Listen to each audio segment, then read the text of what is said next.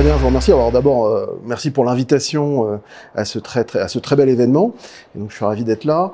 Alors rapidement, mon parcours, c'est celui d'un vrai directeur financier. Je n'ai fait que de la finance dans ma vie. Je suis diplômé d'HEC et j'ai commencé à l'issue de mon service militaire dans la Marine nationale chez Arthur Andersen, où j'ai passé 10 ans sur des missions d'audit, soit transaction support, soit commissariat aux comptes, principalement sur des groupes industriels dans le SBF 120, quelques groupes de médias et les utilities. Après, je suis passé chez un de mes clients, qui était le groupe M6, où j'ai passé 7 ans comme directeur financier adjoint, avec quelques missions notamment d'administrateur dans des joint ventures avec TF1 ou au Girondins de Bordeaux, un lien donc avec la ville de Bordeaux et le football, qui est une économie complexe comme tout le monde le sait. Et puis, je suis arrivé chez ce qui s'appelait PPR, devenu Kering depuis, en 2012, où j'ai accompagné la transformation du groupe, alors qui avait commencé avant que j'arrive, hein. C'est une transformation qui commence à partir de la mi-temps des années 2000, jusqu'à ce qu'on soit recentré uniquement sur le luxe et qu'on soit l'un des grands acteurs du luxe dans le monde, avec un chiffre d'affaires de l'ordre de 16 milliards d'euros, une capitalisation boursière, bon, alors avec les soubresauts boursiers qu'on connaît, qui est comprise entre 80 et 90 milliards d'euros. C'est ma première édition, parce que justement, moi, ça fait beaucoup d'années que j'essaie de former et d'entraîner des équipes. J'ai moi-même au sein de Kering créé ce qu'on appelle une Finance Academy, avec des formations en ligne, des formations présentielles, une bonne alternance de thèmes, des thèmes qui sont parfois très techniques, mais des thèmes aussi plus généraux sur les métiers, sur les opérations, qui sont spécifiques à notre métier dans le luxe et dans le retail. Donc, moi, j'aime beaucoup la transmission, l'accompagnement, et c'est vrai que la communauté financière est assez riche de talents, de diversité aussi, et donc je pense que c'est important aussi, à un moment ou à un autre, de s'associer à des organisations professionnelles, à des événements comme celui-là, pour aussi un peu rendre tout ce que d'autres plus anciens ont pu aussi m'apporter tout au long de ma carrière.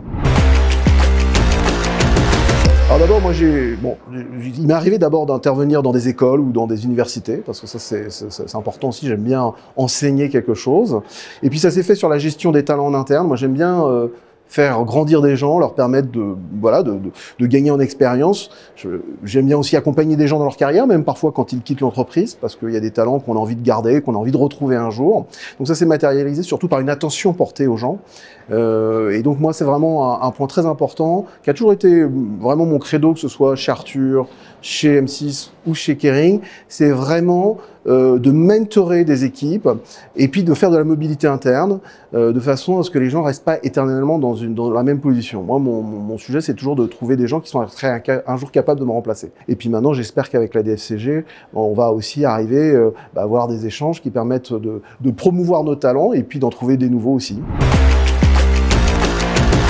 J'aime pas beaucoup me mettre en avant, et comme vous l'avez compris, moi ce qui m'intéresse c'est ce que je fais au sein de l'entreprise et ce que je fais pour mes équipes, c'est le premier sujet.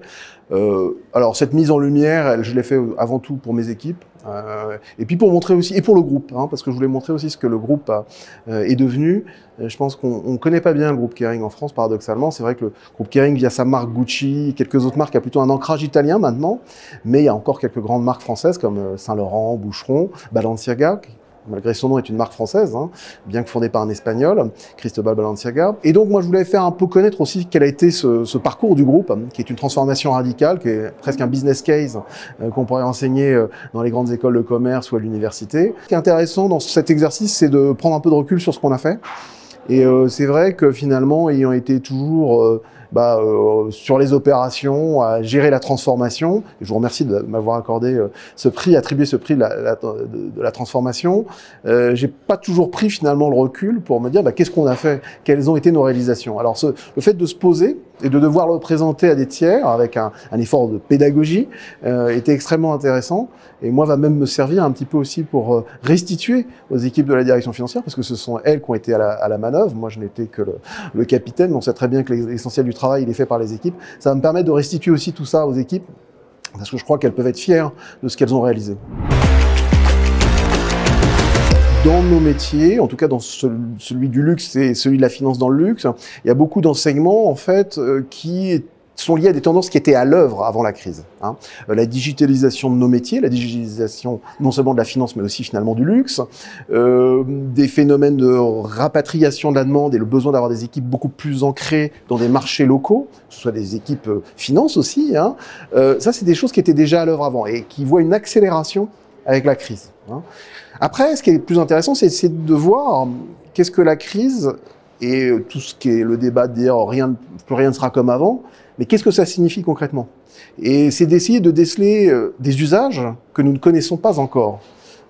Et donc de voir comment, justement, l'intelligence artificielle, les capacités de prédiction peuvent accompagner le changement de notre métier, de financier, sans oublier la valeur ajoutée qui restera toujours dans l'humain. Parce que dans l'intelligence artificielle, on a l'impression que la machine va tout faire, c'est pas du tout vrai. C'est comment on crée une alliance entre l'humain et l'intelligence artificielle. Donc il y a tout ce champ entier qu'il faut investiguer pour savoir, par-delà les évidences, la digitalisation, etc., on en a beaucoup parlé, c'est pas nouveau. Qu'est-ce qui est beaucoup plus profond? Par exemple, dans le design des produits, qu'est-ce qu'on commence à faire via la réalité augmentée, la 3D, au lieu d'aller travailler sur des matériaux physiques, etc., pour développer un produit. Donc ça, c'est des choses qui sont transformantes.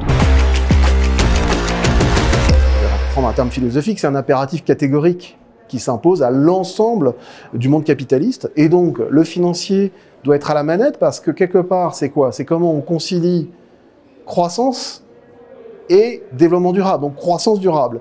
Et là, je crois qu'il faut être présent, il faut être actif, il faut réfléchir à beaucoup de choses, mais avec la modestie et l'humilité qui est que c'est des changements qui s'inscrivent dans un temps long.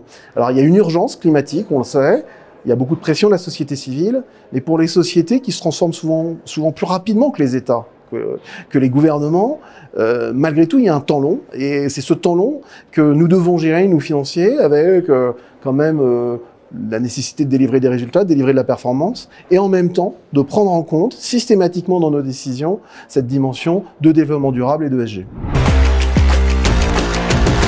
La seconde main, c'est aussi quand même un modèle d'affaires qu'on ne connaît pas bien, qui est encore en plein développement.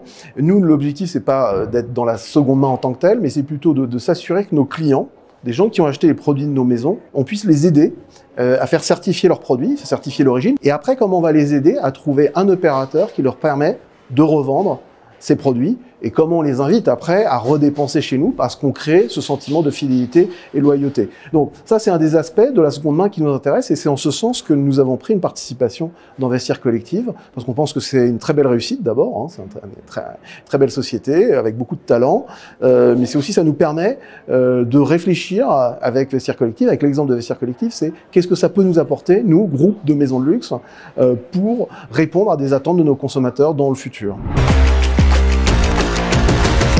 D'abord, moi j'ai souhaité qu'effectivement il y ait une communauté de financiers du groupe Kering qui rejoignent la DFCG, donc c'est-à-dire des gens à la fois du siège et à la fois des gens des marques, hein, parce que c'est une famille de marques à Kering, et donc on a souhaité que tous les directeurs financiers des marques françaises puissent être associés à la DFCG. Alors, qu'est-ce qu'on y recherche? C'est des échanges sur des questions techniques, c'est des questions sur la gestion des talents, et donc c'est ça qu'on va essayer de chercher et à laquelle on est prêts nous à participer les uns et les autres. Dans des cas définis, à partir du moment où on apporte de la valeur, parce que sinon ça sert pas à grand chose.